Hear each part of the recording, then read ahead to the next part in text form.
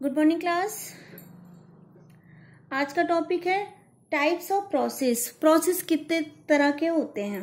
Okay, तो जो process होते हैं वो होते हैं आइसोथर्मिक प्रोसेस, आइसोथर्मल या थर्मिक बोल देंगे, आइसोथर्मिक प्रोसेस। एक होता है आपका आइसोबैरिक प्रोसेस, एक होता है आपका आइसोकोरिक प्रोसेस, आइसोकोरिक प्रोसेस, और एक होता है आपका adiabatic process, adiabatic process.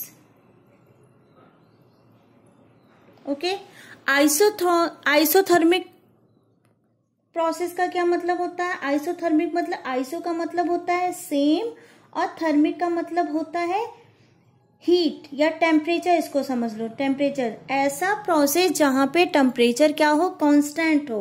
Suppose हमने एक वाटर कंटेनर लिया, ठीक है, इस कंटेनर में हमने एक बीकर लिया और इसमें हमने क्या रखा, वाटर रखा, ठीक है। अब इस वाटर में अगर हम ऊपर से sulphuric acid drop by drop add करेंगे तो क्या होगा, धीरे धीरे ये कंटेनर गर्म होने लगेगा और हमें टेम्परेचर क्या करना है, आइसोथर्मिक प्रोसेस में हमें टेम्परेचर को कांस्टेंट रखना है। मतलब कि यहाँ पे ये जो टेम्परेचर प्रोड्यूस हो रहा है उसको हमें रिड्यूस करना है। तो उसके लिए हम क्या करेंगे, इस बीकर को एक बड़े से कंटेनर में रख देंगे पानी के साथ। अब जो हीट जनरेट हो रही है, हीट एनर्जी जो निकल रही है वो बाहर आएगी और बाहर आके ये क्या हो जाएगी, ठंडी हो जाएगी। तो ओवरऑल इस सिस्टम में हमने क्या किया है, हीट को कांस्टेंट कर दिया है, टेम्परेचर इसका क्या कर दिया है, कांस्टेंट कर दिया है। ओके, हुआ क्या, एक बीकर में पानी लिया और इसमें जैसे जैसे हम सल्फ्यूरिक एसिड ऐड करेंगे ये एक्सोथर्मिक रिएक्शन होगी। एक्सोथर्मिक रिएक्शन में हीट निकलती है। क्योंकि हमें इस प्रोसेस में हीट को कांस्टेंट रखना है तो हमने क्या किया, इस बीकर को एक बड़े से वाटर के कंटेनर में डाल दिया। अब जो हीट निकल रही है वो इस वाटर के कांटेक्ट में आके क्या हो जा रही, ठंडी हो जा रही है। तो ओवरऑल जो देखा जाएगा उसमें क्या है, उसमें हमने टेम्परेचर क्या कर दिया, कांस्टेंट, मतलब टेम्परेचर में कोई चेंज नहीं है। तो इस प्रोसेस को हम बोलते हैं आइसोथर्मल प्रोसेस।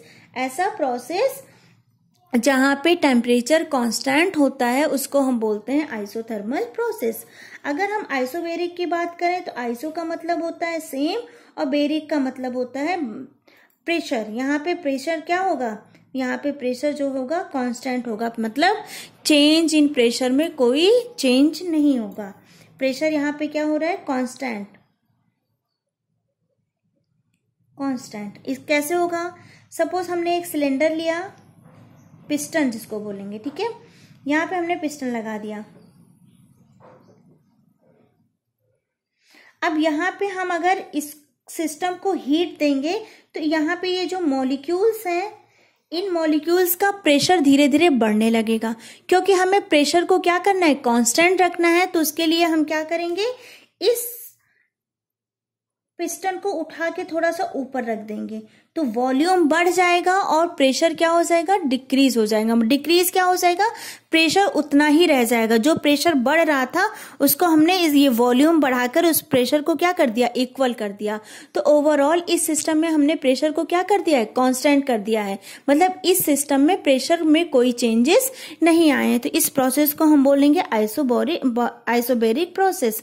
ऐसा प्रोसेस जहां पे प्रेशर क्या हो, कांस्टेंट हो, प्रेशर में कोई चेंजेस ना आए, उस प्रोसेस को हम बोलते हैं आइसोबैरिक प्रोसेस। अब आते हैं आइसोकोरिक प्रोसेस। आइसोकोरिक प्रोसेस में क्या होता है, इसका जो वॉल्यूम होता है ये जीरो होता है, डेल्टा वी जो होगा वो जीरो होगा। मतलब कि वी को हम क्या करेंगे, कांस्टेंट रखेंगे। वी को कांस्टेंट कैसे रखेंगे, सपोज हमने सिलेंडर लिया और इसमें कुछ गैस के मॉलिक्यूल्स भरे हुए हैं। इसका प्रेशर P है, P1 है, वॉल्यूम V1 है और यहाँ से हमने हीट देना शुरू किया। जैसे ही हम हीट देंगे इसका प्रेशर बढ़ेगा। जब प्रेशर बढ़ेगा तो हमें यहाँ पे क्या कांस्टेंट रखना है, वॉल्यूम को कांस्टेंट रखना है। तो हम यहाँ पे क्या करेंगे, यहाँ पे एक नट बोल्ट से इसके वॉल्यूम, इस पिस्टन को यहाँ पे क्या कर देंगे, टाइट कर देंगे। तो जब हम टाइट कर देंगे तो वॉल्यूम में इसके कोई चेंजेस नहीं आएगा, मतलब ये ऊपर नहीं उठेगा, तो वॉल्यूम इसका इतना ही हो जाएगा। यहाँ पे वॉल्यूम क्या है, कांस्टेंट है। तो ये आइसोथर्मल प्रोसेस था जिसमें क्या कांस्टेंट था, टेम्परेचर कांस्टेंट था। ये आइसोबेरिक प्रोसेस था जिसमें क्या कांस्टेंट था, प्रेशर कांस्टेंट था।